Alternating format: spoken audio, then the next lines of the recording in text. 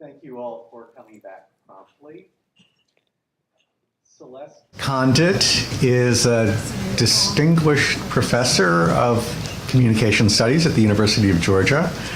I think of her as a sociologist, but I guess your degree... No offense to any sociologists. Celeste has been doing some very important work for a long time that it is my sense has been sometimes underappreciated by ELSI scholars. She has actually been going out for a long time and listening to what lay people think about genomic information. And it turns out, according to her research, that lay people can have, sophisticated and nuanced conceptions of the way, say, genes and environments and what we call wills interact, almost as much as we really special ELSI scholars. So it's been she's been doing very important work talking to people, think about, learning how most people think about how genes work. So I'm just thrilled that, that she's here with us. Celeste Condit. Thanks, Eric. And I want to thank the organizers for inviting me here. And since it's a retrospective, I want to also thank the people who welcomed me into the ELSI community, I don't know, 20-some years ago, both Erics and Barb Biesecker especially. I've had a very, very rich experience as a person and a scholar being with this community, and I'm excited to hear the younger people embarking on that journey as well. I think Eric set me up as the anxious person, but impatient, anxious, you know, it's the same. Impatient, I'm impatient, sorry, impatient. And I like the word impatient better because it says it's not so much that there's a difference in some of the concerns and goals necessarily. It's, I think we've learned things that would make us do things in somewhat different ways, and I would hope better ways, rather than, in my view, just keep publishing the same ELSI paper over and over again.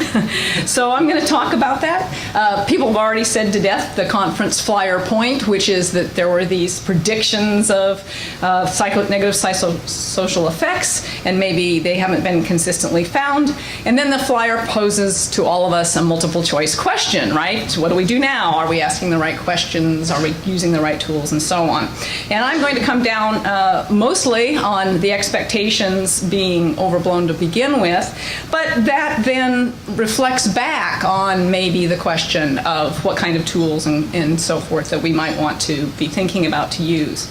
And I'm going to suggest that the reason we need to do that is because I think the model of human beings and of their language use, my communication background, that drove the original hopes and concerns was wrong. So we were wrong not just about genomics as the genes, but also about people. I'm going to suggest that a predominant model, and obviously, as everybody has been at pains to emphasize, there's a wide range in ELSI and SEER, social and ethical implications of research, which is the bigger term for the same problems manifesting themselves in research, I think, more generally.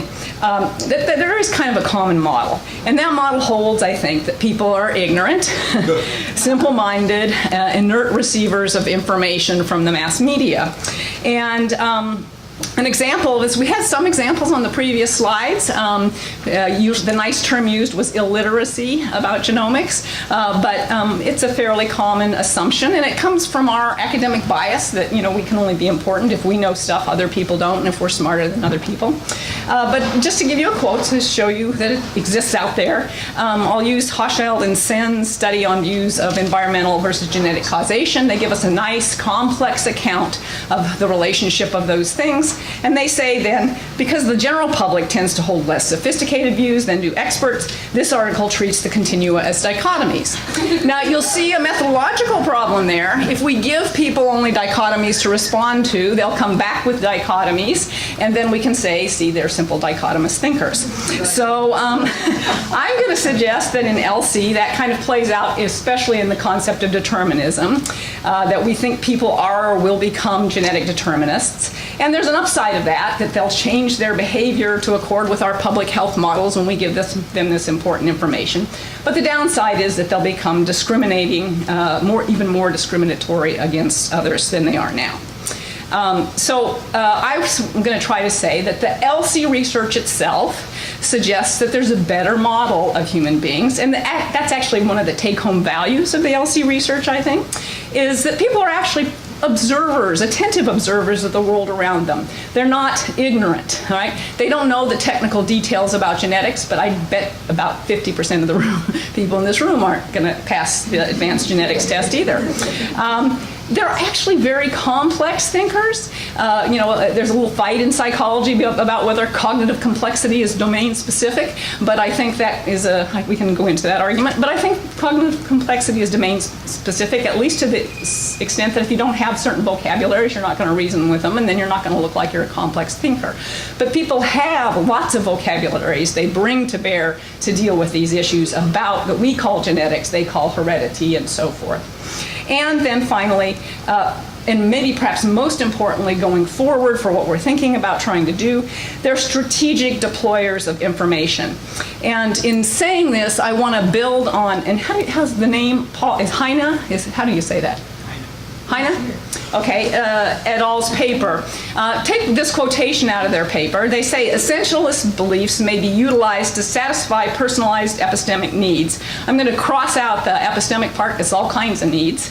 And I'm going to suggest that we need to promote that from a kind of secondary cleanup idea that comes late in the paper to kind of a focal insight about what's going on with people when they process information about genetics. We need to kind of elevate it to a focal understanding. So I'm going to be arguing that people are sophisticated, strategic essentializers. They deploy information about genetics regarding themselves and others for the same basic ends. They deployed less precise information about heredity. And that comparison is what we ought to be making, not like out of the blue genetics, but genetics versus what they already think about heredity. And along the way, I'm going to poke at us as a research community. I'm going to suggest that we're strategic essentializers too, and we need to be self-reflective about those essentializing things we've been doing. And just to reassure you, there's a picture of rationality that doesn't make that irrational, right? We kind of have this imagination in the academy that there's a Cartesian grid of truth and everything's explained on that and requires consistency. But that's actually less than optimal mode of rationality. Context-specific ability to react to situations is actually more rational than the Cartesian grid. And so it's okay if we're on that grid just like everybody else, but we can try to do better. So I'm going to give kind of 5 quick parts. I'm going to spend most time showing the research that indicates people have complex causal accounts of human characteristics and behavior, that they're not genetic determinists, not even prone to it. Then I'm going to kind of explain these statements that we hear that sound deterministic, which allows us to maintain our strategic essentializing that, people are more simple than we are. And then I'm going to suggest that, talk about the strategic part of all of this. And then I'll talk about the implications for genetics and issues of discrimination, especially with regard to race, because that's where I've done a lot of my own work. And then very briefly, implications for the behavior change research, because I'm going to run out of time. So first, people have complex accounts of the causation of human characteristics and behavior. For the last 20 years, I think that evidence has piled up. It's a robust amount of evidence, and as Eric said, it's routinely ignored because it doesn't fit our ends and goals. Most people, the research says, have most of all of these, but maybe not all of them all of the time, in their account. They think genes cause things. They think environmental factors cause human characteristics, variously understood or framed by the researcher as physical, social, or cultural. They think supernatural factors play a role. They think individual factors play a role. And they think chance plays a role. And we don't ask them about chance enough. And recent studies show that cancer actually is a very high chance event. And they keep telling us, and we ignore them, well, it's 50-50. And we're like, oh, see, they don't understand probability. Well, that's what they mean. This is chance. Okay. But we need to define this word determinism because the community is not uniform in its usage of that term. And I'm going to be leaning on this heavily. So I'm going to use a definition that I think is the kind of middle of the road definition. Carver et al. Articulated in this particular article, and it says that genetic determinism is the belief that genetic contributions to phenotypes are exclusively, or at least much more important than the contributions of other factors. All right, and this isn't uniformly agreed on. I think there's a lot of weaseling on the level of the importance that counts as determinism, how much genes is too much. Nelkin and Lindley, I've argued elsewhere, basically think any mention of genes is deterministic, and they'll use quotations that support that. But it shows on a more nuanced way in our scales, in our scale constructions, where we jam together questions that say primarily genetics with questions that just say genes have a role in, and we treat those as the same construct. So that's my definition. Early research that we did with focus groups, we had about 80 people in focus groups that we divided by race and gender to try to allow people to have kind of comfortable places to talk. And we asked them to also fill out surveys afterwards and to give estimates of genetic influence. And what we found is this chart here, where about the only thing I think you can clearly say they were deterministic about is height. They said 71% of height is determined by genes. With regard to cancer under 40, they say 54%. I would argue something at the midpoint isn't exclusively or much more, but we can have a disagreement about that, and it is about a particular subset of cancer. But certainly all the other things are not much more. They're just a big hunk. They're certainly not exclusively. Another point that I want to make about this for later purposes, however, in terms of the going forward, what should we be thinking about, is that people are very different in that regard. We always look at means, but we've got some people, the highest rankings, who are darn right down the middle genetic determinists, and then we've got some people who are like, no, genes play no role in nothing, right? So there is a wide difference there. This research of ours is very similar to what other people have found in different kinds of studies with different questions and different methodologies. The pattern that you see here with these studies is that for the most part, people put genes kind of in the middle. It's kind of like, oh yeah, genes play a role, but they're not overwhelmingly that. And I'm really glad eye color's on here, because otherwise you can, that it is more deterministic, because otherwise you could say, well, that's just a methodology effect. People like to get to the middle of scales, which they do. But at least we say, yeah, there is some genetic determinism about some traits out there. The other thing I'd like to point out about this scale is that there's a mind-body dualism going on here. Things that are more physical are more likely to be perceived as genetic, and things that are more like the mind, personality, etc., soul, whatever, are perceived as being less genetic. And that also is going to matter when we think about race and discrimination. All right. Even better study published in 2009 by J. Aratney, anybody know how to say that at all? Asked people not only what do you think about genetic causation, they asked what do you think about genes, environment, and choice, so we can actually make a comparison here.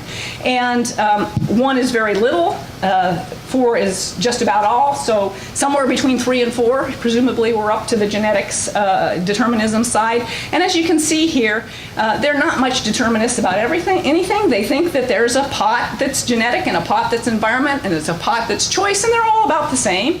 The white respondents are a little heavier on the genetics for intelligence than the others, but it's still well below the midpoint. As we go down different kinds of traits, like athleticism, you'll see somewhat change, but interestingly, the change tends to be increasing choice, not increasing genetics. And if you were going to say something's essentialist, they're choice essentialists, right? If you look at things like tendency toward violence, drive to succeed, which are more personality variables, you get similarly more in that kind of choice and environment kind of role. And even with regard to sexual orientation, where there are a lot of social debates about that, you get a stronger emphasis for most of the matters with regards to choice for at least the African American community, and you get kind of that mid-level for most of the facts, most of the cases. So people have these multi-causal accounts. They don't end up being genetic determinists. And there's lots of other studies that show this in different ways, in different contexts. Sanderson et al., I think, is the one I'll mention here. They argued that people who recognize that genetics influence chronic disease risk appear more, not less likely to recognize the role of lifestyle. So, you know, the kind of worry that we've had may not be properly directed, and there's these other contexts. I'm going to put a little ball and model there to kind of, again, capture that sense. There's lots of causality, and if I were drawing this picture today, I just used one out of an old paper. I'd put the will and the culture and God all in different little circles instead of just contrasting them to genes, because I think that's a more well-rounded way to represent this, but we're focused on genes, so this works. So they have this kind of multi-causal model. They are prone to this mind-body dualism, but my arrows of different intensities try to remind us it's degrees. It's not oppositions, right? It's not just two poles. And not on my model is that individuals have variation in what they think. All right, so if I'm charitable to why the ELSI community ignores this and keeps saying, oh, they're genetic determinists and they're going to become genetic determinists, I'm going to say it's because there are lots of genetically deterministic sounding statements. And in the previous slide, we heard some of those. There's lots of, it's a rich field to get hyperbolic examples that you can quote from the media. And in fact, there are several books out there that do that. And most of those books have gone into their second edition, which has never happened for anything I've written. So, you know, there's a draw. There's a draw there to using those focusing on those hyperbolic examples. But if you look at the studies that have asked not what examples can I find, but what is the overall level of determinism in various media representations, I think you find a much more middle-of-the-road picture. There are lots of extreme examples. There's a lot of stuff in the middle. And so maybe what people are hearing is not just Jim Watson, but it's a broader menu. And we've done some experimental studies on that. There are scientists who are hyperbolic, and mostly I'm going to include this because I want to promote somebody else's book. The studies, I think, show definitively that the genetic account doesn't align with racism, and I've spent a great deal of my effort on this, on writing about this. But I think the book by Jackson and Depew, if you haven't read it, Darwinism, Democracy, and Race, is really excellent. So if you're interested in those questions, I encourage you to look at that. Yes, there are examples of scientists who say these things that are problematic, but that isn't necessarily the going story. Okay, so we've got these deterministic sounding statements. I've suggested maybe they're not the norm and be all and end all, but I think we need to dig a little deeper into the deterministic sounding statements and think about what they mean when people make them. Not Jim Watson, because he's on my 100% down the line category, but other people who make those. I would suggest that typically when people make deterministically sounding statements, they don't mean deterministic beliefs and actions. A nice study by one of my students, I think, shows this. Keeley et al. She did an analysis of 96 in-depth, open-ended interviews and found that fatalistic statements always in every case occurred alongside statements endorsing the utility of behaviors for protecting health. So, obviously those fatalistic statements don't mean what we think they mean if they can go with these other kinds of attitudes. So what do they mean? Well, the first part of this is psychology and the second part is language. So as Heine et al. Say, psychological essentialism is a functional universal. And I want to emphasize the universal part. I think what we're tapping into when we see this is a way in which the brain stores stuff. It stores stuff in little units that look like essentialist pods. But that doesn't mean they function as essentialist pods. We take out our little essentialist pods and we put them together in different ways. We can be sound essentialist, as I pointed out, about choice, about will, about God, but we don't mean that on the Cartesian grid. We use those pods for the context that we're responding to. And the second piece of that is language. think about language. I put my name up there, but I'm really borrowing from a bunch of brilliant folks who have written very sophisticated analyses. But the bottom line is, my word, language is an essentializing machine. It has to put things in essential lumps. It's a word is a discrete phenomenon trying to relate to a continuous universe. So it is going to essentialize. And furthermore, just the dynamics of speaking. Simple, more direct sentences are easy. That's what we're going to produce as a matter of getting through the conversation. They sound more essentialist. And it takes more work to write those non-essentializing sentences with our clauses and our adjectives modifying and simplifying and so on and so forth. And so, we don't do that as a matter, of course, unless we're academics and we're all writing it in our papers, thinking carefully about it. And if you've had grad students, they always come out with that. See, always. They come out with the essentializing statements first, and then you have to kind of sculpt them back. Also, there's a motive value to our absolute sounding statements. If I say, it is this, that's got a lot more power in the moment than if I say, well, it's this except for when it's that and then it's the other thing and so on and so forth. And, so there's that advantage.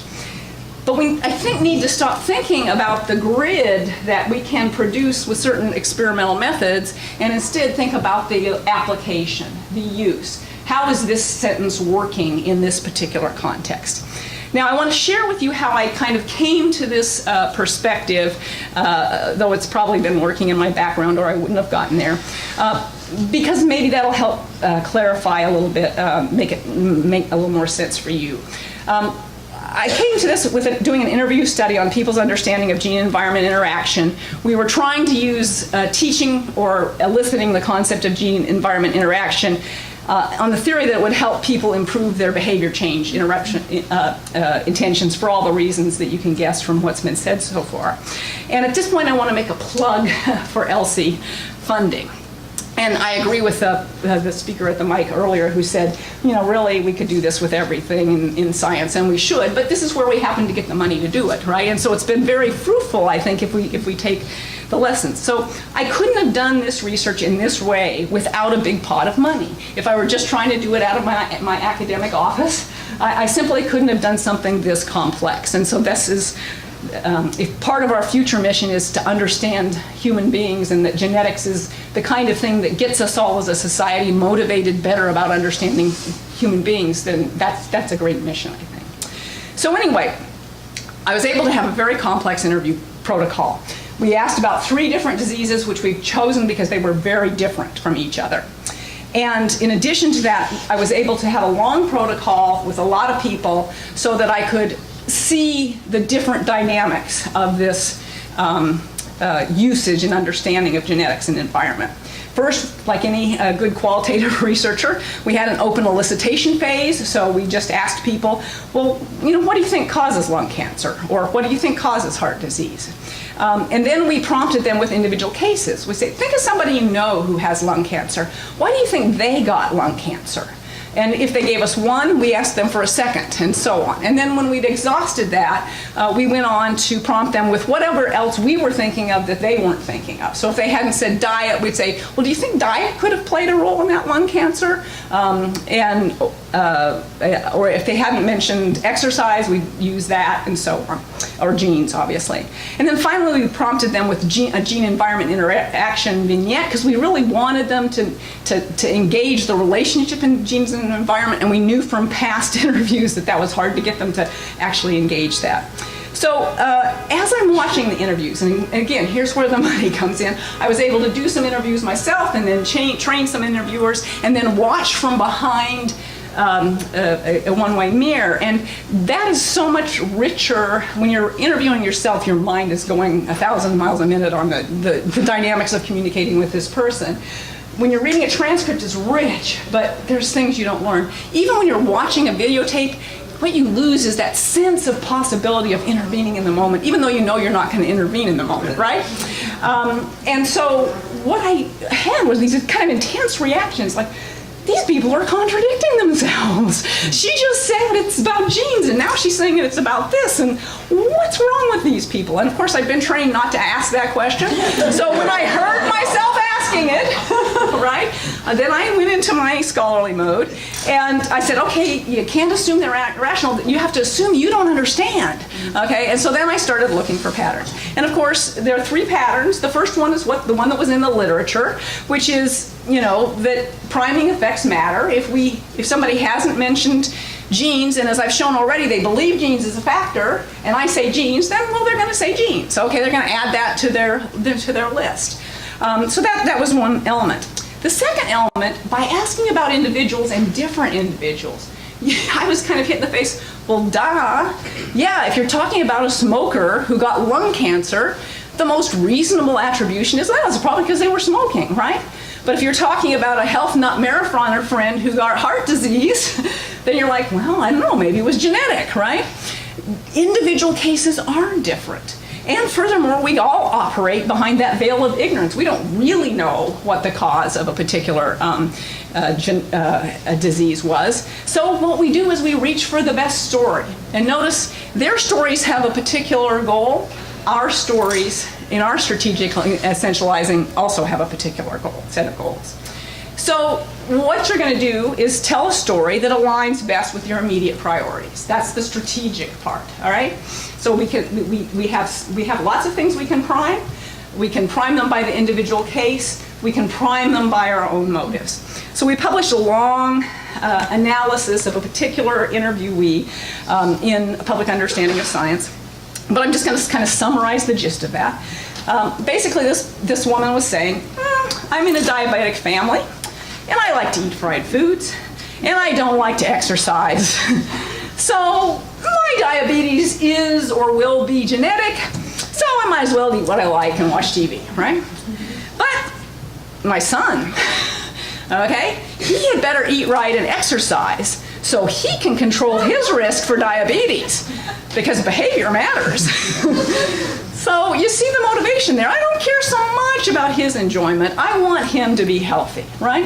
And so we have these kinds of motivations given this veil of ignorance about the actual causality and what our own future is going to be that allows us that mutability given that we have fairly complex accounts of what might cause things. And I want to emphasize here that longevity and minimizing health risk or medication is not necessarily a sole or primary priority for most people, as it is for health researchers, at least when we have our health researcher hat on, right? Like when we go back home and eat our M&Ms, like different hat, right? So our priorities as a research community also lead us to our own strategic essentialisms. Okay, so now where does the rubber hit the road on this? With regard to discrimination, what I want to say is that some people sometimes use genetics to bolster racism, and that means we ought to approach this in just a little different way than assuming genetics causes racism.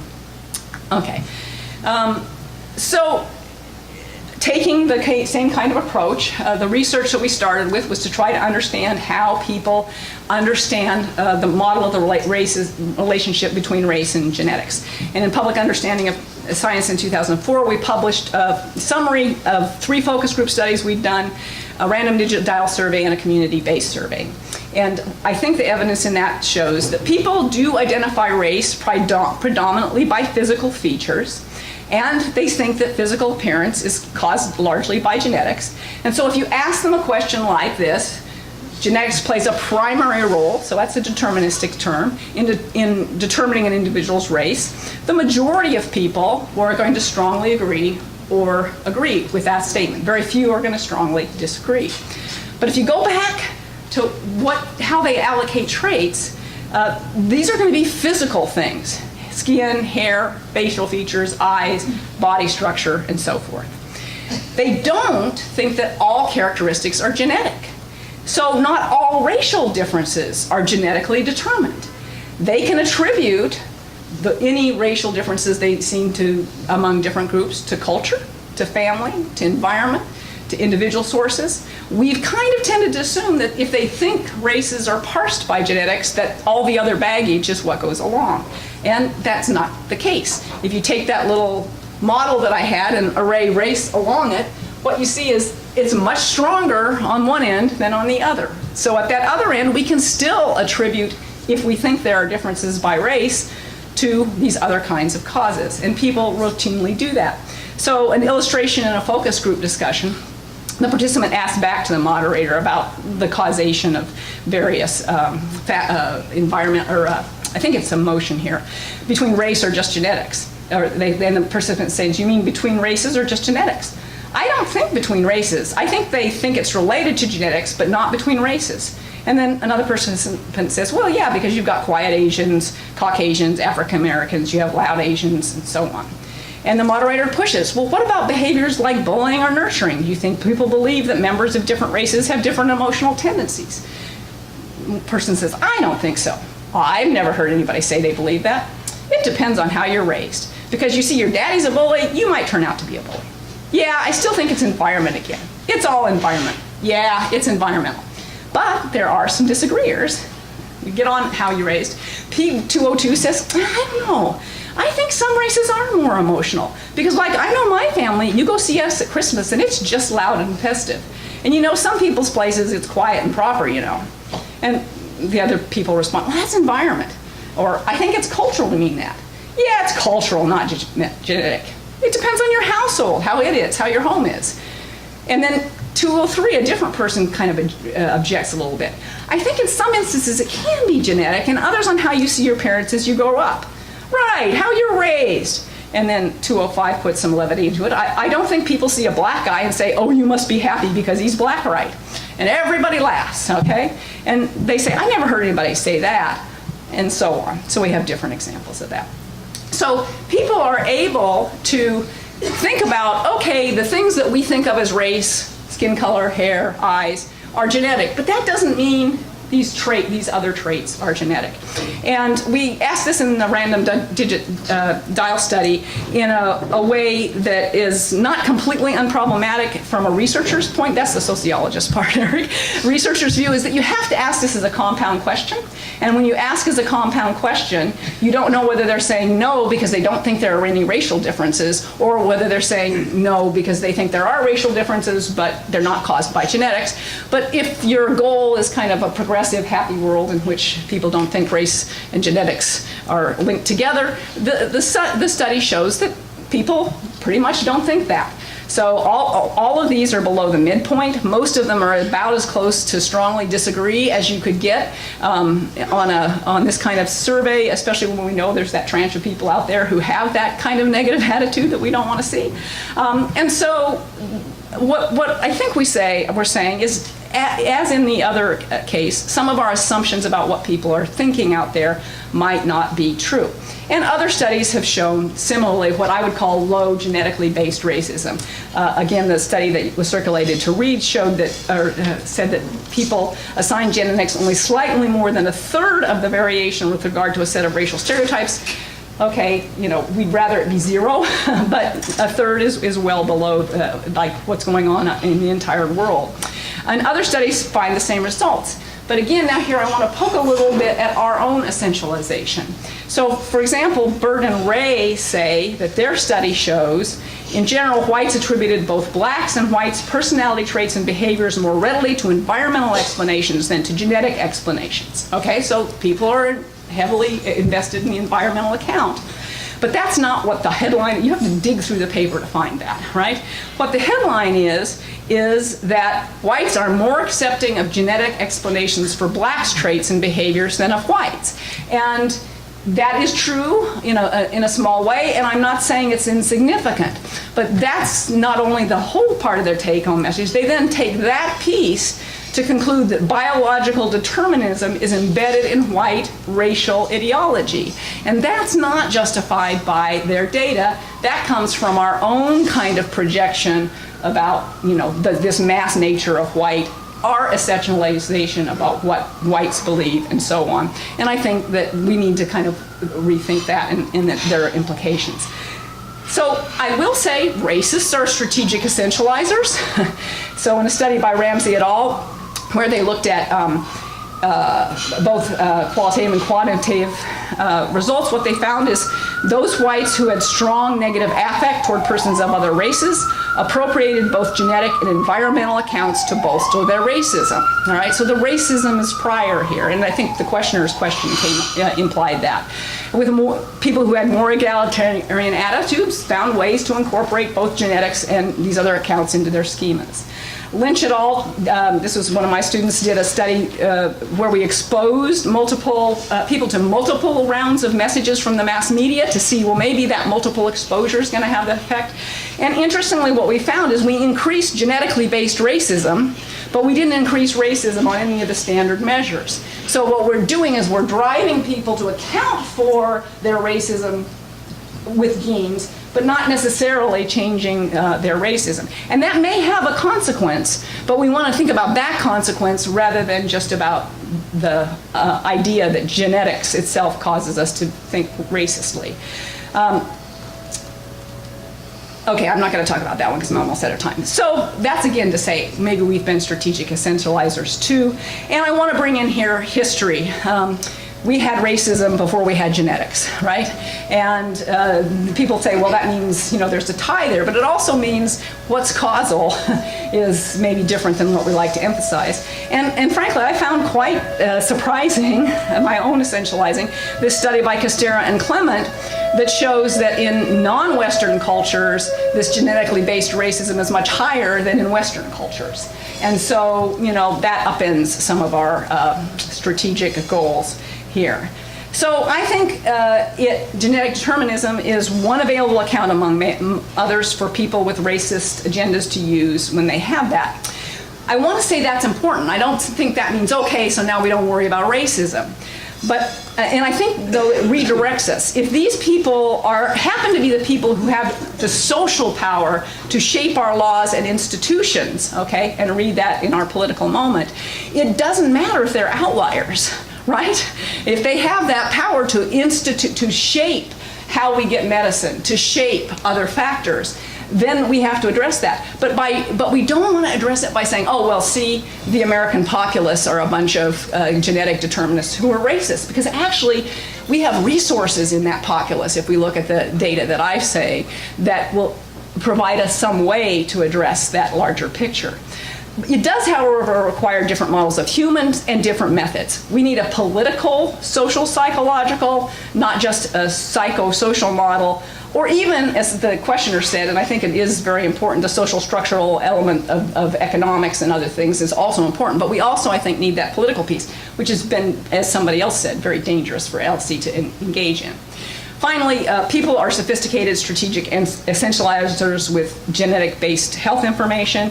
And I just want to say here, ordinary people have long believed what genetics tells them, that some diseases run in families, that some diseases are recessive. They talk about it as skipping generations. And yes, talking about it recessive is more precise and gives us additional information, but that notion of skipping generations captures the probability, the uncertainty, and so on. And so when we are talking to people about this, as some of the readings suggested, well, we get a little information if you're talking about a high penetrance allele for first-degree relatives and so on, and sometimes that's useful, right? And maybe it's not always useful because they've been living in a family where the family network deals with these issues and the family way of living is set up in that way. And so we maybe shouldn't expect them to just have a wholesale personality shift otherwise, just because they get that information. And certainly, as several people's readings pointed out, when we're talking, in the earlier case, when we're talking moderately penetrance in alleles, we may not be giving people as much information as we thought we were giving them. So the other part of that is the strategic part, right? And I'm going to be very cynical about the medical establishment, and that is where I am.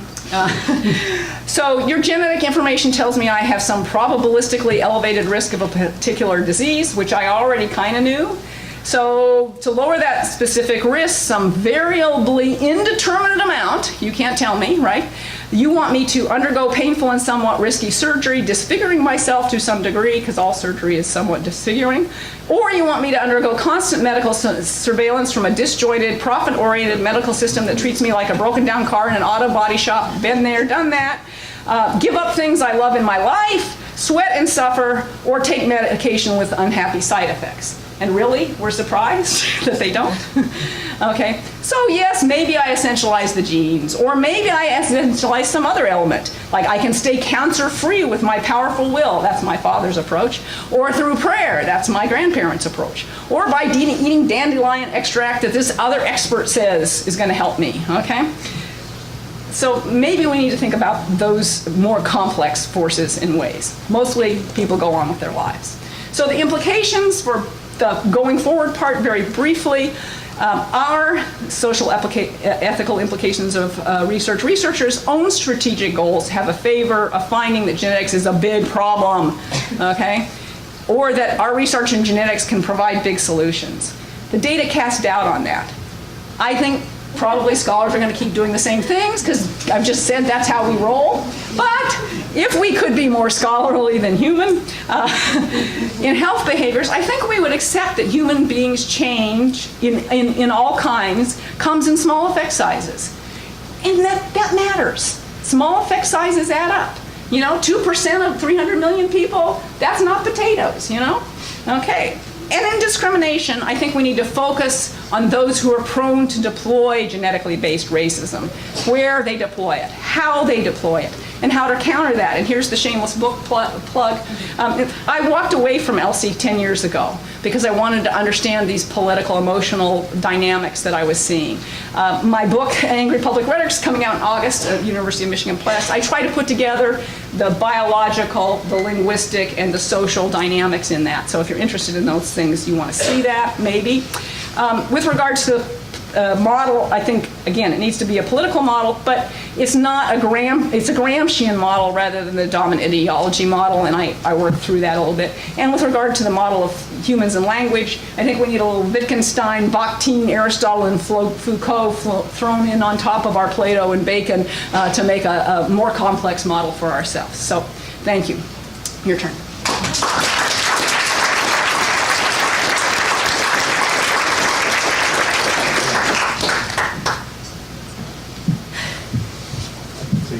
Sure, I'd love to sit down. Wow, thank you. Josie?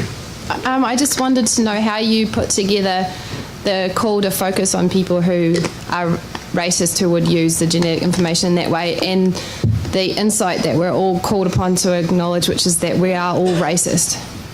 Okay, so, you know, I think that we're all racist thing is an essentialization. And it's not that I deny that. I mean, I work regularly on that for myself. I live in Athens, Georgia. You know, I deal with students from multiple backgrounds, multiple economic groups, and multiple races. And I know that, you know, I'll just be honest, sometimes you have like, oh, you know, there's those black boys, they're taught to do rap, and so they're not focusing in class, right? You know, the racist responses come out of you because we live in that society and we're trained. But what do I do with them, right? That's the strategic part. Okay, do I say, well, therefore them? I say, okay, wait a minute, what did I do? And, you know, how do I make this a productive movement? How do I help use rap to get them engaged, or whatever teaching strategy it is? And so, again, we have these little balls in our heads.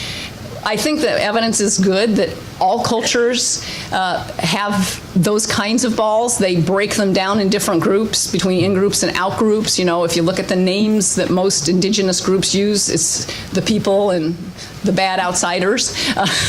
So we instead of saying, well, our discovery that we are racist or have this tendency, you know, and again, the labeling. I like to use the word racialization, but this discovery that we have this tendency to see people through their groups and to hierarchicalize those groups doesn't mean that that's what we do, right, in our practices. And so I accept that there's an important grain of truth in that whites are racists, but if we see it in the way I think it tends to percolate in the mass media that's always looking for drama, then we close off our ability to work together. And so that other way of seeing that is saying, okay, we have these moments, these tendencies, these action, or these thoughts, and the crucial thing is, what do we do together and individually with those? That's how we deal with that. So then the problem becomes, so as the first part of your question, the problem becomes, what do we do with the people who don't have that moment, who has some strategic purpose? I married a white immigrant who was not on proper visa papers at some point, and I'm against immigration, all right? I mean, what do we do? And that's why I say it's a political thing, and it's tied to the economic issues and advantage, but very loosely. I mean, I think that, to account for people's racism by class doesn't really work, because then we end up making all these ad hoc things. Well, working class people are racist because they're competing and blah, blah, blah, blah, blah, and upper class people are racist because that justifies their self. And when my ad hoc becomes too much, then I say, well, maybe I've got the God and the will thing, and they're not really lined up neatly. They're different contributions to the same problematic prop. With regard to what do we do about it, what I suggest in my book is that we have to understand our own rhetorical proclivities that are negative. So, for example, with anger, we do the same things, okay, and I pick on Susan Sontag as my example. We do the same things that Donald Trump does. And the reason we do them is we have that common essentializing, and in this particular case, anger script that we use. But we have the responsibility, because it doesn't align with our progressive ideology, and it actually aligns great with his. He didn't have a responsibility because his interests there. We have the responsibility to understand where those scripts take us wrong, to rewrite our public rhetoric, to redesign our goals. So, for example, I used to be opposed to people who wanted to argue for public health or universal health care, not because I wasn't for it, but because I thought it was politically impossible. Okay, I just thought, okay, you got to go for Obamacare because it's politically impossible to get the whole enchilada. Studying emotion, I discovered that actually there's good reason to believe that healthcare systems that don't include everyone are inherently politically unstable. So that's taking account of our understanding the dynamics of humans to craft our policy in ways that if we didn't understand these things about humans. So that's a drop in the bucket, and I'm suggesting we're at the drop in the bucket phase, but that maybe we have some tools we didn't have before to think about these, and so simply falling back on our scripts is not the rich resource we have available. So I don't know. You can talk back to that. No, I'm not going to. Yeah. Thank you. That was great. Terrific work. I'm wondering if you might comment on people changing their scripts or narratives over time based on evidence and their own or other people's medical facts that happen or events. So, for instance, in work I've done, people say, well, a woman with breast cancer who finds out she has a gene says, I was such a big environmentalist, it's hard for me to imagine that it's because of genetics. So I think people are busy constantly processing and observing and rewriting some of that. And I'm wondering if your work sheds any light on that or if you have thoughts on that.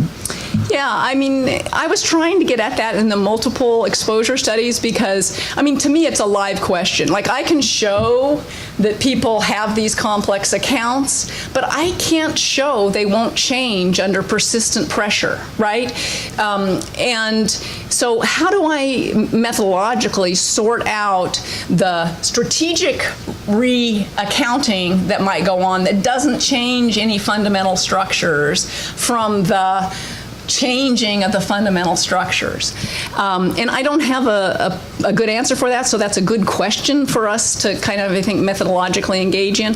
The one thing I will say is that in this effort, the gene-environment interaction studies that we did, we found extinguishing an account is really hard. Like, it will stay there. You can make the other one have more attitude accessibility if that talk means anything to you and so on, so that it's deployed more readily in more context and so on. But just beating down an account, boy, it's still there, ready to be used when the strategy enables it. So again, that goes back to our more complex notion of focusing on the output scripts, saying, okay, our goal then is to find more places and ways that people use the scripts we think are healthier for them, not to change the underlying scripts that they have. I don't know. Please talk back. Well, one, it has huge political implications at the moment for getting people to change their scripts based on what's happening. Absolutely. And also, just a side point, the media thing matters here. Again, I think there's good evidence now. It can get better, but there's good enough evidence to start saying when you have as your major modes of communication, very short blasts that are very short term. We circulate what we would call intense emotion more readily. We circulate anger more than we circulate anything. There's a nice study on Weibo that shows that anger is the best emotion to circulate. Oh dear, right? Not that we're shocked, but okay, that tells us something. Okay, well, that means we got to work on something about those things. So basically the media matters too, right? So yeah, it's not a great moment. Here's my moment of hope for you though on the media stuff. Back when printing presses were invented, it disrupted everything, and people didn't know how to use printing press stuff. I mean, if you go back and look at early stuff, even extending into the colonial period in the United States, people tried to make print look like oral. So they would underline things 3 times and put exclamation points. It took a while before people learned how to write with the things you were taught in probably English class, which is okay, don't use very, find a strong adjective, So they had to learn the writerly way to build a community.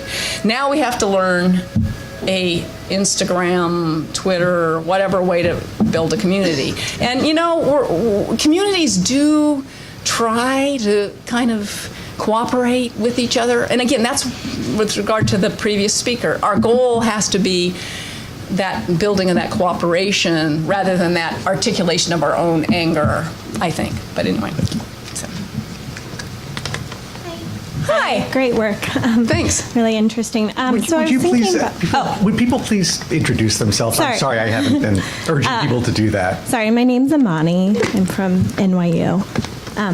And my question is, in terms of, as race is not a stable category, in terms of what's the role of ELSI researchers in disconnecting genetics, which can tell you where you come from, and race, which can only tell you your phenotypic characteristics, and how moving forward, because I'm just thinking about 20 years from now, we don't know what the racial categorizations will be in our society, and those are not going to be stable. And since it hasn't been stable, and kind of how does this research play into that? Yeah, and that's a lovely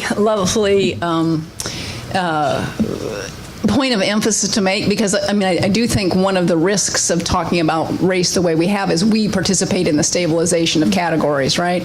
I think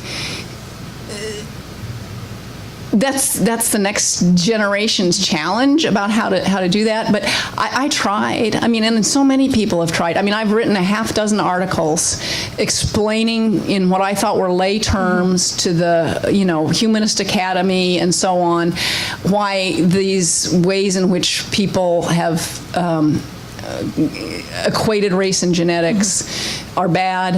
We had a moment. I remember very much. I presented a paper at American Society of Human Genetics, and somebody behind me later in that session said, somebody got an award, poster award, and they said, "Oh, well, you got that poster award because of that talk." And what it was is their data showed the clinality of it, right? And so I was like, "Yes, we're making progress." But then we fell back, and we fell back for the commercial interests, right? That it's profitable to appeal to African Americans or whatever category it is, right? To sell them their ancestry is this, that, and the other thing. So that's the commercial piece. But I don't know. I'm just wandering around saying, yeah, I agree. Yeah, it's just kind of interesting because I feel like you come up against a lot of things in terms of doing this type of research. For example, when that communities are specifically targeted because of their health disparities. I'm thinking about Bidel and being targeted to African Americans when there really wasn't the evidence for it to be approved for that population specifically. Right. So it's interesting. Yeah. And to some extent, the good thing about the cheapness of the genome scans, we did a bunch of stuff on pharmacogenomics and race interview or focus groups and people in the African American community said, I want to be treated as an individual. That's what they said. I don't want to be typed by race. Give me, if my genes say I should take Bidel, then give me Bidel. But if not, and at that moment in history, we couldn't actually do that, right? That was the trouble. Now we actually could do that. So maybe some of this will, but the DNA ancestry stuff is really a problem in this regard because they just, honestly, they flat out lie. I mean, they flat out lie about what that information is saying about race. That's interesting. So. Yeah. Well, thank you. I'm sorry that Alondra Nelson isn't here because she's been studying the use of ancestry DNA, and she has a more sanguine interpretation. Well, I'm sure people do positive things with it. Individually, right? Yeah. But she's a Columbia person and part of our SEER as well. Okay, well, thank you so much, Celeste. That's the end of the first session.